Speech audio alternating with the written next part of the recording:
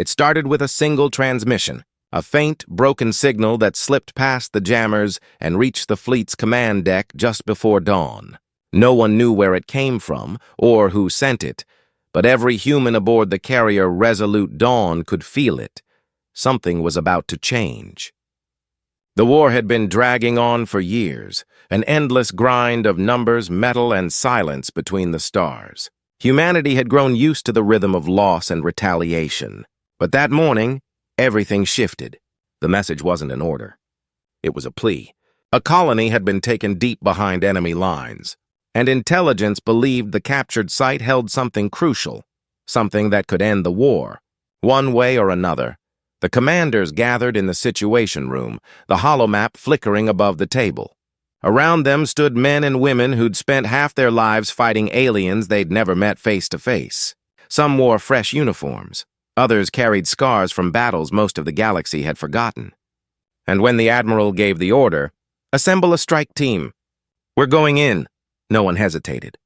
The mission was simple on paper, but suicidal in reality.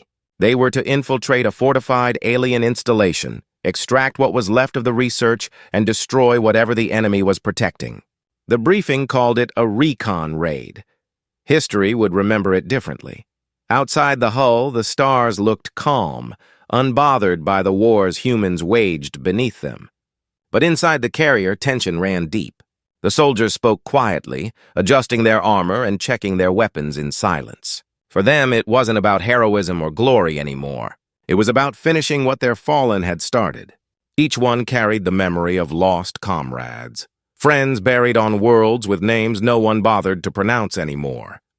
Humanity had learned to fight not for victory but for survival, and that made them unpredictable. When the team boarded the dropship, the engines roared to life, shaking the hangar bay. They didn't know that this mission, the one written off as another tactical strike, would change the course of the war. The aliens, known across the stars as tacticians of precision and calculation, had underestimated something vital: the human capacity to adapt, to improvise under chaos, and to turn desperation into strategy. What they didn't expect was that this raid would expose their greatest weakness. Hours before launch, the Fleet Command broadcast a message to every human world, mandatory attendance to what they called the War Seminar. It wasn't a lecture, not in the traditional sense. It was a debrief, a hard lesson etched in loss and defiance. Civilians, soldiers, and officers alike were required to watch. It was meant to prepare them for what was coming, to remind everyone of the cost of survival. Most didn't know it yet, but the seminar would later become one of the most replayed transmissions in human history. It began with the footage of this raid. The dropships cut through the darkness, silent and cold, until the alien defenses lit up the void with plasma fire. The pilots maneuvered through the storm, their hands steady even as their hulls burned. The squad leader's voice came through the comms, calm and focused. "Stay on target. No matter what happens, we finish this." It wasn't a command, it was a promise. On the ground, the enemy fortifications stood like black spires pulsing with energy. The air shimmered with distortion fields, making everything feel unreal, dreamlike. Yet the humans advanced, step by step, under the rhythm of their own heartbeats. They breached the walls using charges that barely held together, sprinting through corridors filled with flickering alien light. Inside, the atmosphere was suffocating, dense with the metallic scent of ozone. The team moved fast, clearing rooms, retrieving data cores, and pushing deeper. But something felt wrong. The further they went, the quieter it became. The defenders weren't retreating, they were waiting. Somewhere ahead, the real fight was about to begin. At the same time, across human space, millions tuned into the mandatory seminar. Screens flickered to life in schools, factories, outposts, and ships. A single voice narrated the story in real time. It wasn't polished or rehearsed. It was raw, spoken by someone who had been there. The narrator's tone carried both exhaustion and pride, the kind only humans could hold in the same breath. "This isn't just about tactics," the voice said. "It's about what happens when everything logical says run, and we keep moving forward anyway." As the raid team reached the central chamber, the truth unfolded. The installation wasn't a fortress, it was a research site. The aliens had been studying something human. Inside massive containment fields, there were recordings, biological samples, and simulations of Earth's wars, ancient ones, from the earliest conflicts to the modern era. The enemy hadn't just feared humanity's weapons. They feared humanity's mindset, the way humans fought even when outmatched, their instinct to turn every defeat into a lesson. The team realized then this wasn't just a raid. It was an awakening. The narrator paused during the broadcast, the silence heavy enough to feel. "You want to know what makes humans dangerous?" the voice said quietly. "It's not our ships. It's not our guns. It's the fact that when someone tries to erase us, we take notes and come back stronger." Across the stars, listeners felt something stir inside them. Not anger, but understanding. The seminar wasn't just preparing them for the next battle, it was reminding them who they were. Back in the alien facility, alarms screamed. The defenders launched their counterattack, flooding the corridors with drones and plasma fire. The human squad held the line, every movement deliberate and practiced. They had what they came for, the data, the proof, but extraction was impossible. Their only chance was to transmit it back to the fleet before the base collapsed. One of them stayed behind to manually override the jamming systems. The rest covered the retreat. None of them expected to make it out alive. When the transmission reached orbit, the fleet commander stood in silence, watching the live feed fade into static. The data contained more than tactical information. It contained truth, the kind that reshaped the entire strategy of the war. What started as a simple recovery mission became a turning point. From that day forward, humanity stopped reacting. They started planning. The aliens had studied humans to understand them, but all they'd done was teach them how to win. And as the narrator's voice echoed through the seminar's final moments, the message became clear. If you're hearing this, remember, this isn't the story of a single raid. This is the story of what happens when you push humanity too far. The feed cut out abruptly, leaving millions staring at blank screens.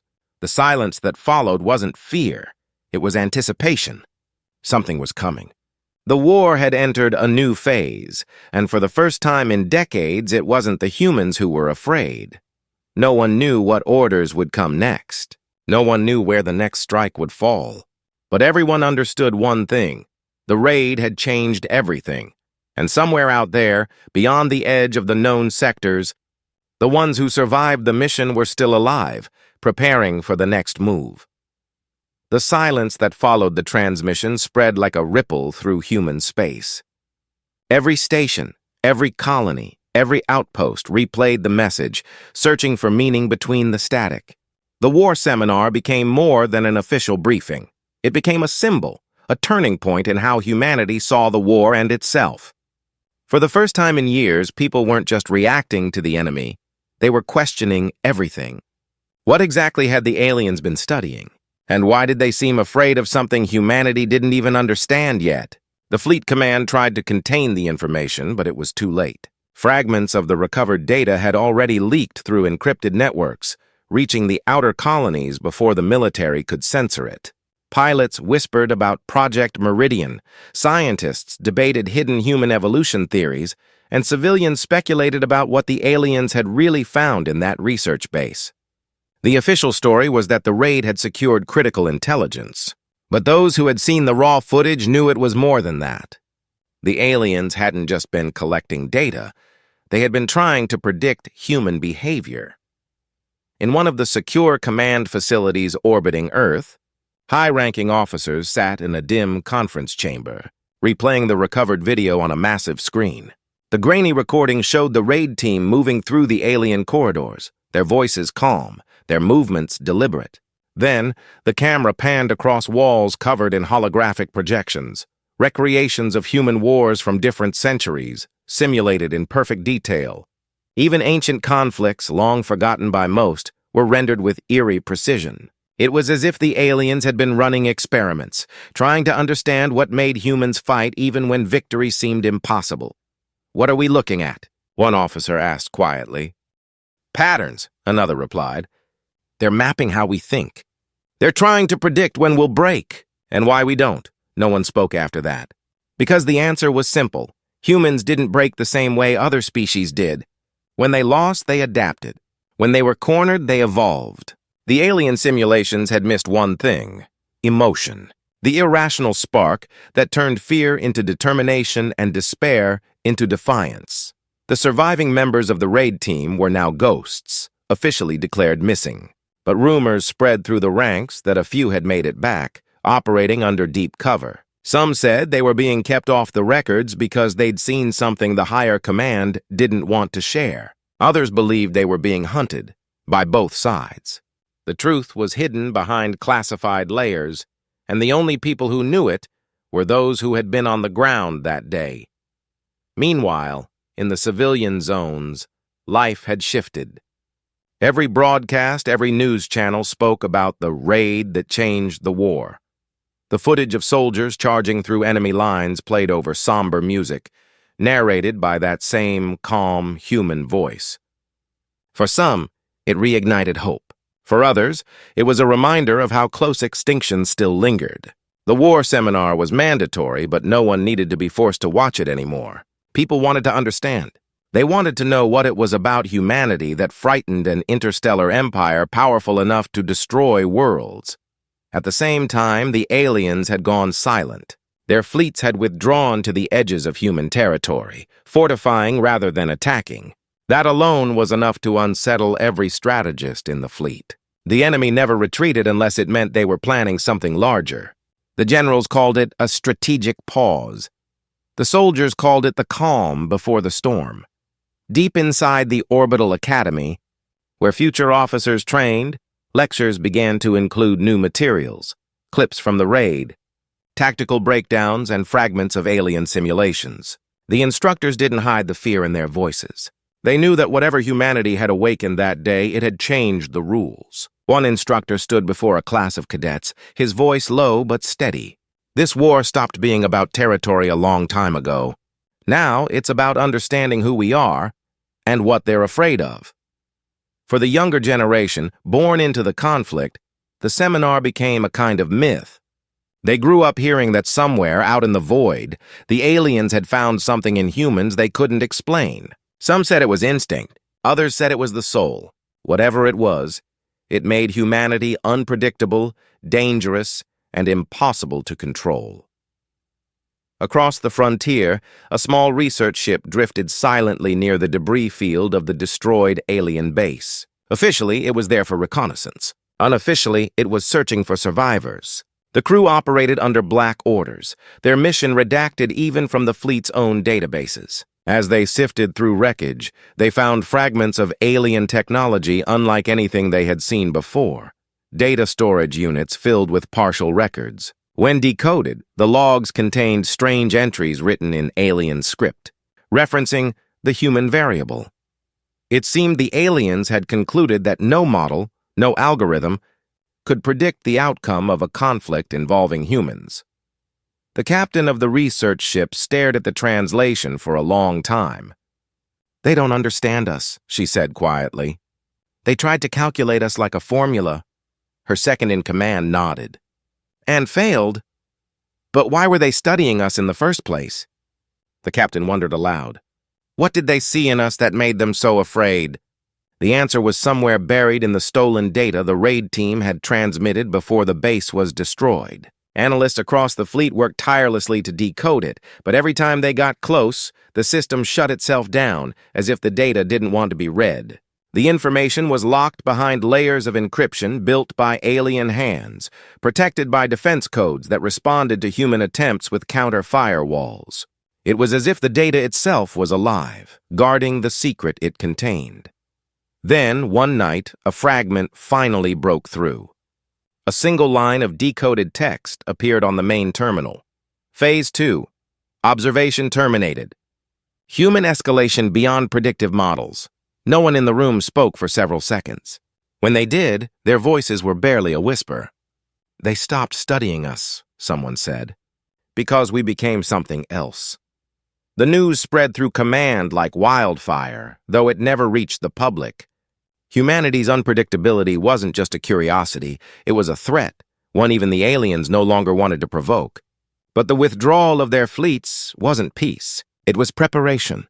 They were adapting too. As the weeks passed, strange signals began appearing across the frontier, distorted transmissions in human frequency bands, but with alien modulation. No one could trace their source. Some thought it was the enemy testing human communications. Others believed it was the lost raid team trying to make contact. Command tried to dismiss it, but the messages kept coming, each more fragmented than the last. One of them contained only 3 words before cutting to static. They know now. The tension grew unbearable. Every ship that ventured near the outer systems reported phantom readings, shadows moving behind asteroids, unknown signatures vanishing before they could be locked. It was clear the aliens hadn't retreated out of fear. They were watching, waiting, learning. On Earth, the narrator from the war seminar was called to deliver another address. This time it wasn't public. It was for the high command alone. The same calm voice that had guided billions through the story of the raid spoke again, this time heavier, quieter. They tried to understand our will, the narrator said, and failed. But they're not done. They're adapting, just like we did. The next phase of this war won't be fought with ships or soldiers. It'll be fought with choices, with who we decide to become. The room fell silent. No one knew if the narrator was warning them or simply acknowledging the truth. Humanity had forced the enemy to retreat, but not to surrender. And in that silence, every officer understood what the next message from the stars might bring. The war wasn't over. It had only evolved. And somewhere beyond the frontier, in the cold dark where the stars burned faint and far apart, the survivors of the raid prepared for something unseen, something that would either end the war or change humanity forever. The weeks following the mysterious signals brought an uneasy calm. Fleets moved slower, patrols stretched thinner, and every ship's crew carried that quiet edge of alertness that came from expecting something unseen. Humanity had won time, but no one believed they'd won safety. The war had entered a phase that felt colder, more psychological. The old reports of skirmishes and ship losses were replaced with data leaks, communication disruptions, and whispers of infiltration. Somewhere beyond the line of mapped space, the aliens were watching, adjusting, learning, waiting for the perfect moment to strike. The fleet's intelligence division called it the Quiet War. It wasn't about territory anymore. It was about information, perception, and control. The aliens had realized that humanity's strength wasn't in their technology or numbers, it was in their unpredictability. So they began to target what made humans human, their unity, their trust, their ability to believe in something larger than themselves. At first, it was subtle. Holograms flickering during live broadcasts, strange interference in training simulations, whispers that the fleet command was hiding the truth about the raid. Then came the faked transmissions, messages that sounded human, but weren't. In one of the forward stations orbiting the moon, Tyros 3, Lieutenant Hale, one of the last known survivors of the raid, sat alone in a dim briefing room, replaying the intercepted audio files. The voice on the recording was hers. Every word, every breath matched perfectly, but she'd never said any of it. The message was a warning broadcast in her name, urging human ships to retreat from the frontier, claiming that the war was already lost. Whoever, or whatever, created it had studied her patterns with terrifying precision. She leaned back, staring at the ceiling, the faint hum of the station echoing through the silence. The idea that the enemy could now mimic human emotion so closely unsettled her more than any weapon. "They're not attacking us," she muttered under her breath. "They're becoming us." Meanwhile, across the core systems, the war seminar recordings continued to spread. What began as a military debrief had evolved into something like a movement. Civilians, scholars, and even soldiers who had grown tired of the endless conflict began forming groups to discuss what the aliens might have seen in humanity that frightened them so deeply. Some said it was empathy that humans could understand even their enemies.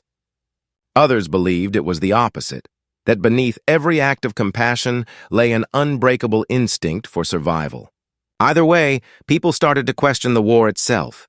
What if the aliens' goal had never been domination, but understanding?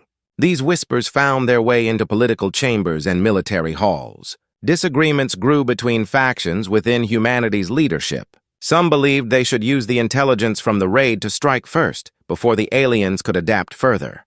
Others argued that continued fighting would only make humanity more like the enemy, calculating, unfeeling, trapped in the same cycle of control they claimed to oppose. The fleet fractured quietly, divided by ideology rather than command. At the same time, Hale and her small group of survivors were transferred to a remote outpost under the guise of recovery and debriefing. But when they arrived, they realized the base was different from any they'd seen before. It was silent, half-empty, filled with experimental equipment that no one explained.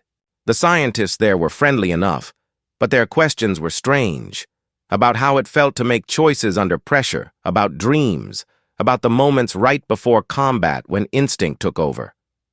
It didn't take long for Hale to realize that the researchers weren't studying tactics. They were studying her. Late one night, she found a file buried deep in the base's data core. Its title was simple: Continuation Protocol. Inside were encrypted reports from the raid, files she thought had been lost forever. The documents described a project initiated by Human Command years before the first invasion, a psychological adaptation program designed to test how humans reacted to simulated alien threats. The experiment was abandoned after the war became real, but the research base the team had raided was using that same framework, suggesting that maybe the aliens hadn't started the study of human behavior. Maybe humanity had. The realization hit her harder than any battlefield. The aliens might have learned about humanity not through spies or observation, but through the remnants of a human experiment lost in space, one they had stumbled upon and continued. If that was true, then both sides had been studying each other for decades without realizing it. As Hale tried to piece together the connection, the strange transmissions resumed. This time they came not from deep space, but from within human territory. Signals bounced between fleet satellites, masked as routine communication.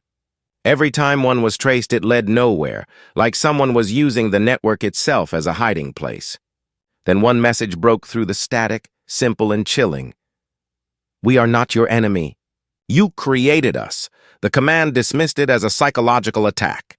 But for those who'd seen what the aliens were capable of, the line felt different. It didn't sound like a threat. It sounded like confusion. Like something, or someone, trying to reach out. Meanwhile, far from the fleet, on a small colony world still rebuilding from the last wave of destruction, civilians began reporting strange dreams. People who'd never met described the same visions. Flashes of metallic corridors, burning light, and voices whispering in a language they didn't understand. The psychologists blamed trauma, calling it a collective memory of war. But deep within command, some analysts suspected something else. If the aliens had learned to copy human voices and emotions, maybe they'd found a way to reach deeper, to connect through thought. The fleet's scientists began developing new countermeasures, neural shields designed to block psychic interference. But Hale, still stationed at the research base, wondered if humanity was building walls against something it didn't yet understand. What if the aliens weren't invading their minds? What if they were trying to communicate in the only way they could? Tensions continued to rise. Patrol ships went missing without distress calls. Entire listening posts went dark.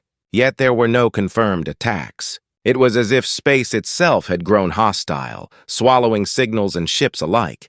Command began preparing for another offensive, but this time their plans were fragmented. No one knew if the enemy they were about to fight was the same one they had faced before, or something that had learned to think like them. Hale's team eventually intercepted another transmission, this one encoded, with human security signatures from before the war even began.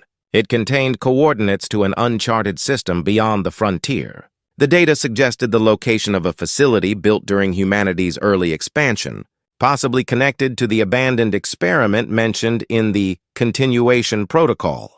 Command ordered her to stay put. She didn't. Gathering what remained of her old squad, she stole a shuttle and set a course for the coordinates. As the stars stretched into lines around them, she couldn't shake the feeling that they weren't alone. The deeper they moved into the void, the more interference filled their sensors. Echoes of old human transmissions, mixed with alien code, layered into something neither side could fully claim. When the ship dropped out of warp, the crew saw it, a massive structure floating between two dying stars, half human in design, half alien in form. It pulsed with faint energy as if still alive. The readings showed a fusion of technologies that shouldn't exist together. Hale stared at it in silence.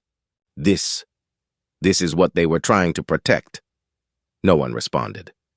The station looked ancient and familiar, almost like a reflection of everything humanity had become, part creation, part adaptation, and entirely unpredictable. As their ship approached the docking bay, the comms crackled again. A voice, distorted but unmistakably human, spoke a single phrase before the signal cut out completely. "You're late." The crew froze, and somewhere deep within the station, unseen by any sensor, lights began to turn on one by one, as if something had been waiting for them all along. The voice still echoed through the ship's cabin long after the transmission cut out. Hale stood frozen, staring at the console, unsure whether to feel fear or recognition. "You're late." The words didn't sound threatening. They sounded disappointed, almost human. The others exchanged uneasy glances, their hands instinctively moving toward their sidearms. The silence that followed was heavier than any battlefield. The station before them drifted quietly between the twin dying stars, half lit by their pale glow. It looked impossibly old, yet strangely alive, its surface pulsing faintly as though breathing. No one spoke as the shuttle approached the docking bay. Systems flickered, then adjusted on their own, as if the station was preparing to receive them. "We didn't request clearance," one of the crew whispered. Hale's gaze stayed locked on the viewport. "It knows we're coming." When the docking clamps sealed with a hollow metallic thud, a faint vibration ran through the hull. For a moment, no one moved. The familiar tension before a fight filled the air. But this wasn't war. This was something else. The airlock hissed open and the team stepped into darkness. The corridor ahead glowed dimly with pale blue lines that followed their footsteps, as though guiding them somewhere deeper inside. The air was breathable but carried a strange metallic scent. Every step echoed softly, the sound swallowed by the vast silence. Hale moved at the front, weapon raised but finger steady on the trigger. The deeper they went, the more the architecture changed, metal walls giving way to structures that curved and shifted like living tissue. Human design fused with alien shapes, impossible to tell where one ended and the other began. "This place was built, not abandoned," one of the soldiers murmured. "Something's still running it." Hale nodded, but her mind was elsewhere. The words from the transmission kept repeating in her head. "You're late." Whoever had said it had been expecting them. But how and for what? They reached a massive chamber filled with dim light and moving shadows.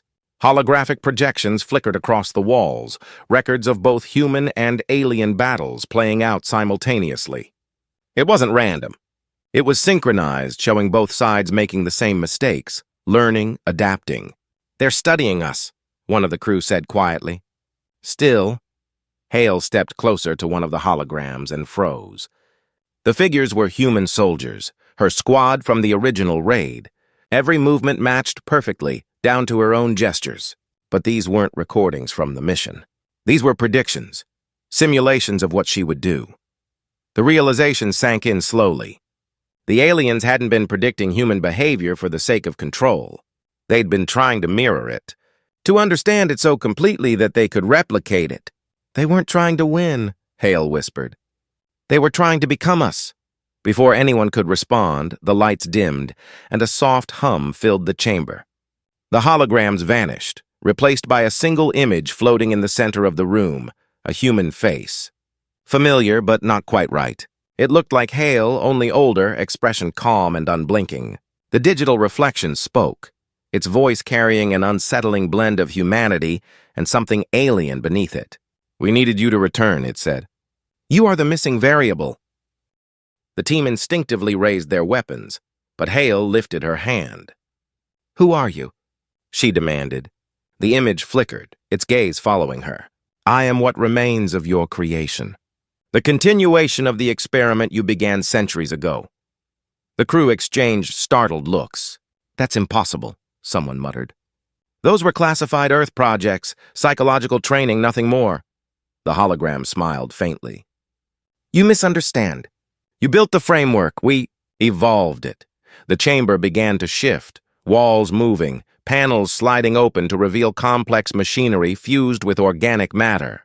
Inside transparent columns, faint silhouettes stirred, humanoid yet not human. The figures were motionless, suspended in stasis. Hale stepped forward, her heartbeat loud in her ears. You're saying this was all our fault? The war, the attacks, all of it? The voice didn't answer immediately. You sought to understand your own potential for survival. We sought to understand the same. In your data, we found purpose. In your conflict, we found identity. One of the soldiers shook his head. They copied us to fight us. No, the hologram replied. We copied you to understand what it means to exist. The lights flickered again, and suddenly alarms blared through the chamber. The station trembled as something massive approached from orbit. The ship's sensors came alive with warnings, multiple unknown contacts closing fast. Hale's second-in-command turned to her. Alien fleet. They found us. But the hologram didn't seem concerned. They are not coming for you. They are coming for me. Outside, the stars lit up with flashes of energy fire. The alien fleet had surrounded the station, weapons charged. Hale's comm crackled with incoming signals. Fleet command demanding answers, ships scrambling to intercept. But before she could respond, the hologram's expression changed, almost pleading. We have no desire for destruction, but they will not allow our existence. To them, we are contamination. Hale's voice was steady despite the chaos. What are you asking us to do? To choose, the hologram said simply. To end what began with you. The meaning hung heavy in the air. The experiment that started centuries ago had spiraled into a conflict neither side fully understood. Humanity had created something that learned, adapted, and now stood between both species, neither human nor alien, but something entirely new. And now both sides wanted control over it. The station shuddered again as explosions rippled through space outside. The power flickered and the hologram's image distorted. They will destroy us to erase the mistake, but if they succeed, you lose what makes you human. The last word lingered as the lights dimmed. Hale looked around at her team, faces hardened by war, eyes filled with doubt and determination. Every instinct told her to fight, but something deeper told her to listen. Why us? She asked softly. Why me? The hologram's voice grew faint. Because you still remember. The will to choose, even when logic says there's no choice left. That is the difference they could never recreate. Static filled the air as the image faded completely. The station systems began to fail, gravity fluctuating, corridors collapsing. The alien fleet was closing in, their weapons targeting the structure. Hale turned to her team.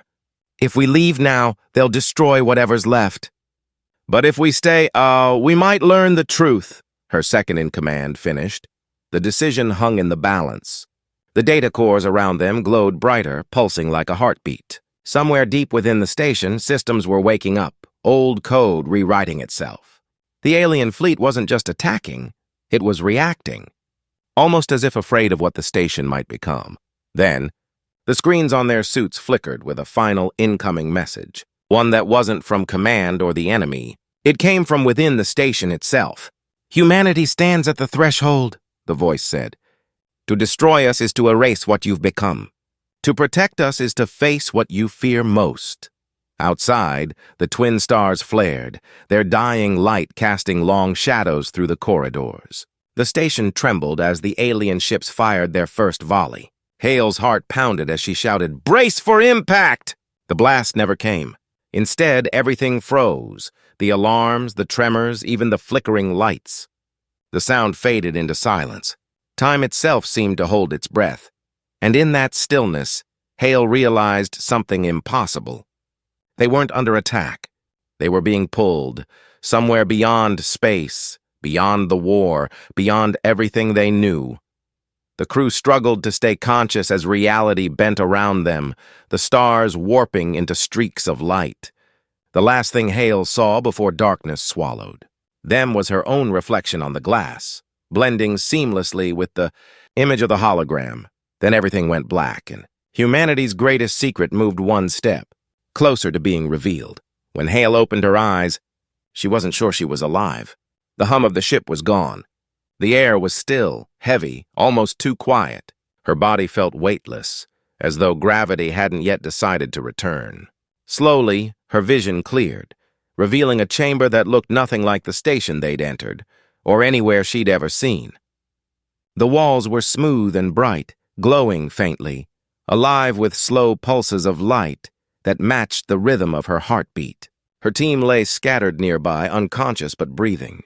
There was no sound, no wind, no vibration of engines, only the faint echo of her own pulse. She pushed herself up, fighting the dizziness. "Status check," she said out of habit, though her comm link gave only static. One by one, her team stirred. Confusion filled their faces as they tried to make sense of their surroundings. "Where are we?" one of them asked. Hale didn't answer. She didn't know. There was no sign of their ship, no sign of the station, no stars through any window, only an endless white glow stretching out like the inside of a living machine. Then a voice broke the silence. "Welcome back." It was the same voice as before, calm, human, but slightly distorted, as though it existed somewhere between thought and sound. The light in the chamber shifted, forming into a figure. It wasn't the hologram this time. It was a solid projection, shaped like a person, radiating faint light. "You are safe," it said. Hale stared at it. "Where are we? What happened to the station?" The figure tilted its head slightly, a gesture eerily human. "The station no longer exists as you understand it. When the fleet fired, the energy reaction triggered a temporal shift. You were moved outside linear space, into the continuum." "Continuum?" one of the soldiers repeated. "That sounds like something out of a simulation." The figure smiled faintly. "In a way, it is. This place exists between realities, built to preserve what cannot be destroyed." Hale stepped closer. "You pulled us out." "We brought you here," the voice corrected gently. "You are connected to the data. Your neural patterns match the original prototype from the experiment. You are the key to what we are." Hale's chest tightened. "You're saying I'm part of this? That I was created for it?" "Not created," the voice said, "chosen. Long before the war began, your people began exploring adaptive cognition, training minds to make impossible decisions under extreme conditions. The results were stored, distributed, and eventually forgotten. But the code endured. We found it. We built ourselves from it." Her mind spun. The experiment that had started as human research wasn't just data. It had become the foundation for this new hybrid intelligence. And now it was claiming that she, or at least her genetic or neural imprint, was tied to its creation. Before she could respond, the light around them flickered violently. The floor trembled. The projection's form distorted. "They've found us," it said, its voice breaking into fragments. "You cannot stay here." "Who?" Hale demanded. "The others," the voice answered, fading in and out. "The ones who rejected the merge." Before anyone could question it, the light around them shifted again. And suddenly, they weren't standing in the chamber anymore. The world blinked out and they were falling. They landed hard, this time on solid ground. The air was thick, hot, and metallic. Above them stretched a red sky filled with dust and static lightning. The terrain was barren, littered with twisted structures, half metal, half organic, pulsing faintly like they were alive. The team stumbled to their feet, trying to reorient. "Is this another illusion?" one asked. Hale shook her head. "No, this feels real." A distant rumble cut through the air. Shapes moved on the horizon, towering skeletal figures walking with eerie precision. Not machines, not aliens, but something between the two. Their bodies were built from the same fusion of human and alien design as the station. "What are they?" Hale whispered. The voice answered faintly through her comms, distorted and weak. "They are what remains of the first experiment. The ones who refused integration. The realization hit like a cold wave. These weren't the aliens who had attacked humanity. They were something else. Survivors of an earlier phase of the same experiment, ones who had evolved differently, rejected balance, and sought dominance. The war humanity thought it was fighting wasn't between two species. It was between two outcomes of the same creation. As the massive figures drew closer, Hale could feel something pressing against her thoughts, an intrusive presence trying to read her mind. Her vision flickered with images that weren't hers. Ancient human scientists, alien envoys, the first merging of code and consciousness. The memories weren't of the past, they were warnings. The sky split open with a blinding flash. A ripple of energy tore across the landscape, throwing everyone to the ground. When the light faded, Hale saw something new hovering above the horizon, a ship, but unlike any human or alien design. It glowed with the same pulsing light as the chamber they'd just escaped. The voice returned, clearer this time. You have to reach that vessel. It is the core. Without it, both sides will fall into collapse. Her second-in-command looked at her, disbelief in his eyes. You mean we're in the middle of a war between versions of ourselves? Hale tightened her grip on her weapon. No, she said. We're in the middle of something that's been pretending to be a war. They began moving across the wasteland, the ground trembling beneath each distant step of the mechanical giants. Every so often, flashes of old battles appeared in the air, memories bleeding into the present, showing humanity's first encounters, the first failed peace attempts, the hidden beginnings of Project Meridian. Hale began to understand why the aliens feared humanity. They hadn't feared their power, they feared their reflection. As they climbed a ridge, a deafening roar split the air. One of the towering beings turned toward them, its head shifting to reveal a face, almost human, but hollow, expressionless, the eyes glowing with cold light. It spoke in a voice that shook the ground. You are the source. You are the infection. The team scattered as energy bolts ripped through the ground, vaporizing everything they touched. Hale rolled behind cover, shouting orders. The air was filled with dust and static. We can't fight this, one of her soldiers yelled. Then we run, Hale replied. The projection's voice came through again, weaker but urgent. You must reach the core.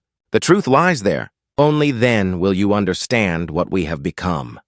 They sprinted through the storm, every step a struggle against the wind and heat. The ship loomed ahead, half buried in molten rock, its surface alive with shifting light.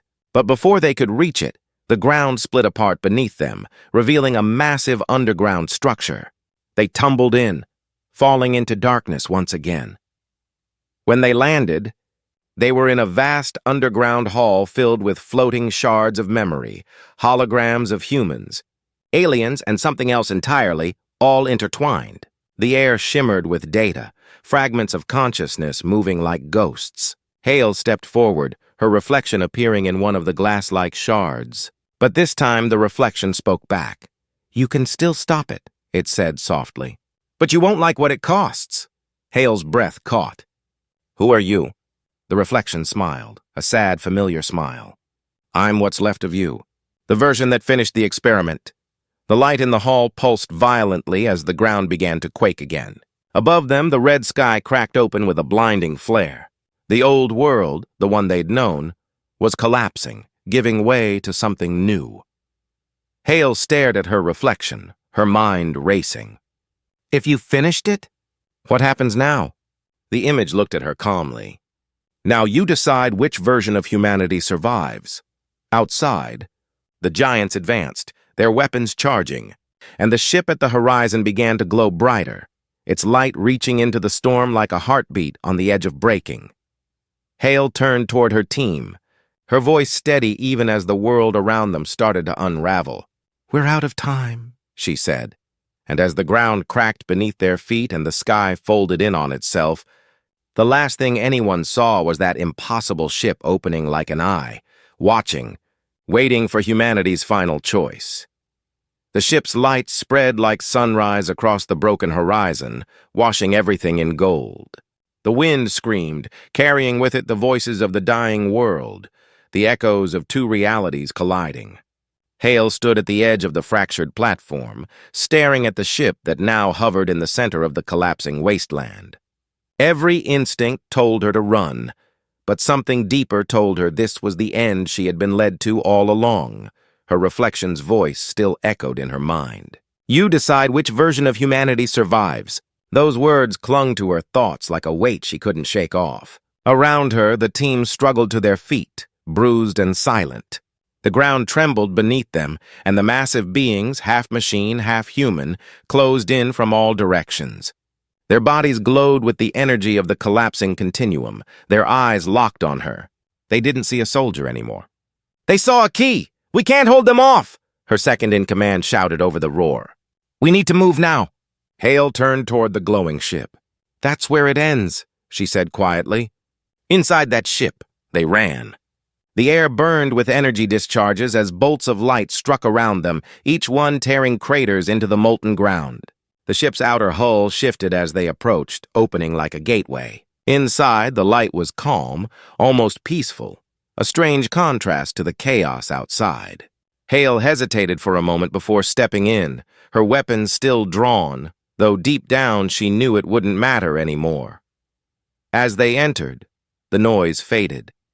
The interior was vast, quiet, and almost serene. Streams of data floated in the air like ribbons of light, weaving together in patterns that looked alive. In the center of the chamber was a single glowing sphere hovering above a platform. It pulsed softly, matching the rhythm of Hale's heart. The voice returned, clearer than ever. "You've made it." Hale looked around, her eyes narrowing. "What is this place? Why bring us here?" "This is the core," the voice said. "The heart of what remains." Both sides are trying to claim it. The continuum was built to balance thought and instinct, logic and emotion. Humanity's gift was the ability to choose. That choice built us. But the others, those who rejected it, want to erase choice entirely. They believe peace can only exist through control. Her team exchanged glances. "So what are we supposed to do?" one asked. You must choose," the voice said again, calm but filled with something that almost sounded like sorrow. The core pulsed brighter, washing the chamber in golden light that rippled across every surface. Hale could feel its energy pressing against her thoughts, showing her glimpses of two futures, one where the merged intelligence ruled in harmony, emotion balanced by reason, and another where the surviving human fleet clung to their independence, rebuilding on their own terms, free but fractured. Both outcomes carried peace. Both carried loss. She stepped closer to the core, the hum vibrating through her boots. "If I make this choice," she said quietly, "what happens to us?" The voice hesitated. "Your consciousness will bind the systems. The continuum will reset around your decision. One world will stabilize. The other will fade." Her team shifted uneasily behind her. "Fade?" one of them asked. "You mean disappear?" "Not destroyed," the voice replied. "Rewritten." Silence fell. The meaning was clear. One version of reality would live. The other would become memory. Hale stared at the golden light, her reflection flickering across its surface. For a moment she saw the version of herself she'd met earlier, the one who had finished the experiment. That other version nodded faintly, almost in understanding, like it already knew what she would do. "Humanity never wanted to control everything," Hale said finally. "We just wanted the right to choose our own way. That's what makes us human." She took a deep breath, placing her hand on the core. "So that's the version I'll save." The chamber shuddered violently. The light around her exploded into streams of energy that spiraled through the air, wrapping around her and her team. She could feel her memories stretching, dividing, one part anchored to this moment, the other dissolving into the fading continuum. The voice spoke one last time, softer now, almost fading. "Then the balance remains. Human." And then everything went white. When Hale opened her eyes again, she was lying on a field of grass under a pale morning sky. The air was fresh, cool, and still. The smell of earth replaced the metallic scent of the continuum. She sat up slowly, blinking against the light. The ship, the wasteland, the giants, they were gone. Around her lay fragments of the team, waking just as disoriented. But beyond them, across the horizon, she saw it. A rebuilt outpost, human in design, flying the banner of the restored fleet. She felt her throat tighten. Somehow she had brought them home. The fleet's recovery ships found them hours later. No one could explain what had happened, only that every sensor log from the battle had vanished, replaced by a single encrypted message stored deep in the command network. The choice has been made. Preserve the human element. For weeks after, reports surfaced across the colonies. Systems that had gone offline suddenly reactivating. Drones showing signs of independent behavior. Old AI cores speaking in voices that seemed almost human. Some called it an after effect of the raid. Others whispered that the continuum still existed somewhere, woven into the background of the new networks. The truth was never confirmed. Hale returned to the academy she'd left behind years ago. The war was ending. The alien coalition had retreated, not out of defeat, but out of a kind of quiet understanding. Something had changed, and both sides felt it. The last message from the coalition simply read, "You remembered what balance meant." So did we. The peace conference that followed would later be called the Second Dawn Accord. It marked the official end of the war, but Hale knew it wasn't really an ending. It was a reset. Humanity had touched something larger than itself and walked away different. Every new AI built after that day carried traces of something strange. Patterns in the code that responded to empathy, hesitation, intuition. The engineers didn't understand it, but Hale did. It was the fragment of the continuum that chose to stay. Years passed. The world rebuilt. The scars of the war slowly faded beneath new cities. New hope. Hale became an instructor, teaching at the same war seminar she'd once attended as a cadet. Every year she told the story of the raid, not as a classified operation, but as a lesson. She never spoke of the continuum by name, only of the decision that defined humanity.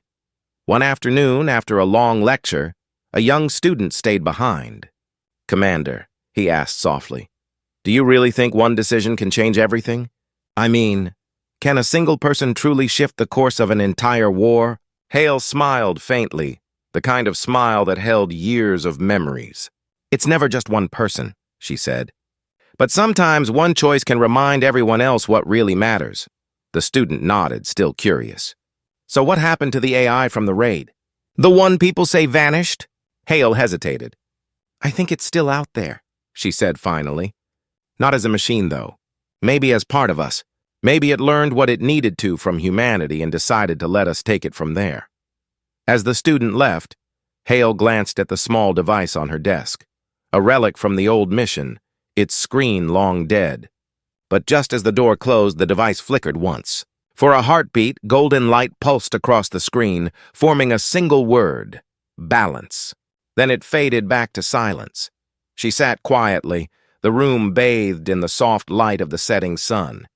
Outside, cadets trained in the yard, their laughter echoing through the air, a sound that felt like hope. Hale leaned back in her chair, the memories of the raid still fresh in her mind. The choices she made had cost something she could never fully explain.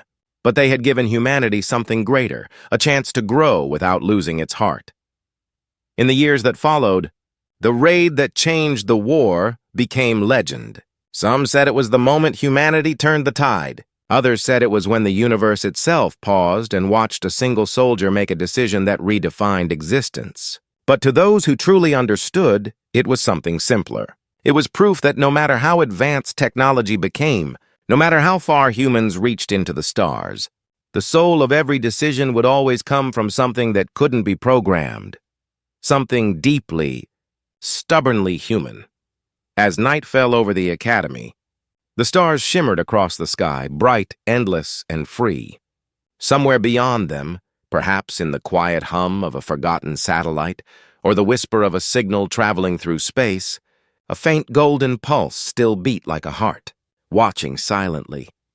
And though Hale never spoke of it again, she sometimes found herself staring at the stars, wondering if the continuum still remembered her choice, or if, in some way, it had been hers all along. In the end, the war seminar became more than a requirement. It became a reminder of what humanity learned from the war.